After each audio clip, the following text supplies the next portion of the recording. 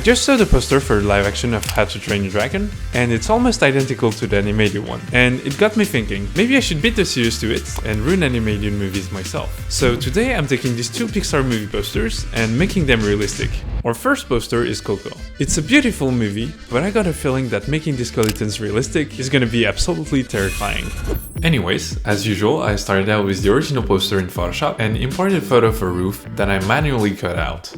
It didn't match the original angle, so I had to warp the perspective. Perspective warp isn't something I use often for flat elements, but it actually worked really well here. I got another photo of a somewhat similar roof and repeated the process. The wall's perspective is super specific, so I had to build it piece by piece. Starting with the window, then adding some extra bricks, and I cut out random parts from the same image that surprisingly worked out perfectly, which means my foreground is complete. Nice job, team! Next up is the background, and I want to start with the most obvious elements, so I cut out this bridge and also that lighthouse. To build the rest, my strategy was to layer images of mountain villages over and over again.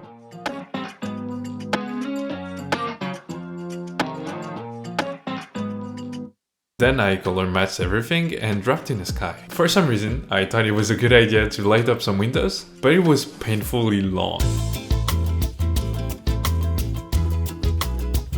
And that's when I ran into a problem. I couldn't find any image that was even remotely close to the position of Miguel, so I gave up. Actually I got my camera and took photos of myself. Then I cut out my head and made my square red. But I ran into the same issue again. I couldn't find a face in the right position, so I had to settle for this one, even though it's not great. But anyways, I got a dog, and it's actually a Mexican dog, like in the movie.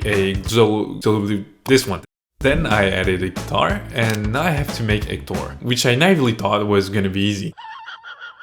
I'm gonna cut out this skull and warp it to be as close as the original as I can. And I'm also tracing the eyes cavities before giving them highlights. Then I look for a wig because he needs hair, and I'm having about as much fun as this guy.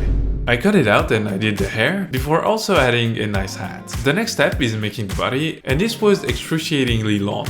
I'll spare you the details, but I basically had to manually cut out every element and do a hell lot of warping.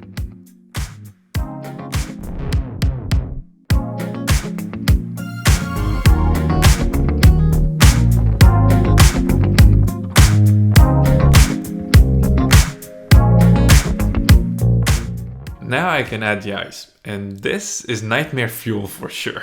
Oh, and I also had to add a goatee. I'm really hoping shadows are gonna save this thing, so here we go.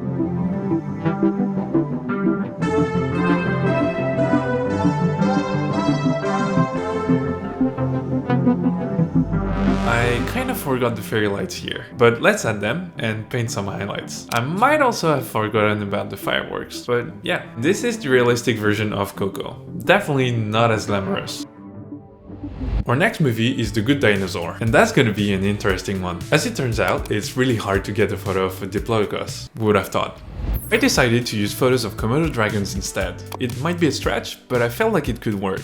I started by cutting out part of its head and warping it to match the original as closely as possible. Then I masked it out, and the nostril looked really weird. So I just covered it and replaced it with a nicer one. Then I'll do this a bunch of times with every part of the dinosaur. It's pretty time consuming.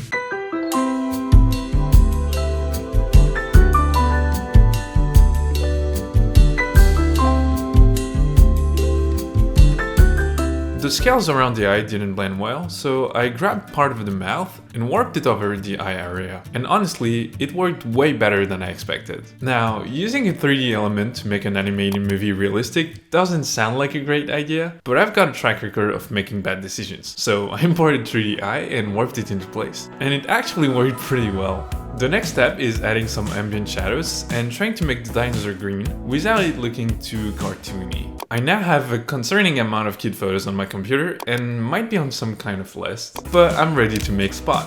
I started with the leg, which I had to assemble from 3 different photos. And for the arm, it's the same thing. Cut it out, warp it, and the most difficult, color match the parts. I repeated this a bunch of times, and I chose to make the size of his head a lot more reasonable than the original, because this thing is huge. I also warped a bunch of branches and leaves to make his underwear, and I stole hair from another baby because this guy was pretty bald, and something is definitely wrong. So I brought the head back a ton, and it helps. Of course, the baby is casting a shadow on the dinosaur, so I painted it in and took this opportunity to better match the tones between them, which is mainly adding green to the baby. The only thing left to do is adding a background. So I got some nice mountains and extended the sky. I also changed the lighting on my characters and simulated a nice lens flare. And after a title and some camera filter, here it is. Thank you for watching this video. If you enjoyed it, please consider leaving a like and subscribing, and I'm pretty sure you're gonna love this one.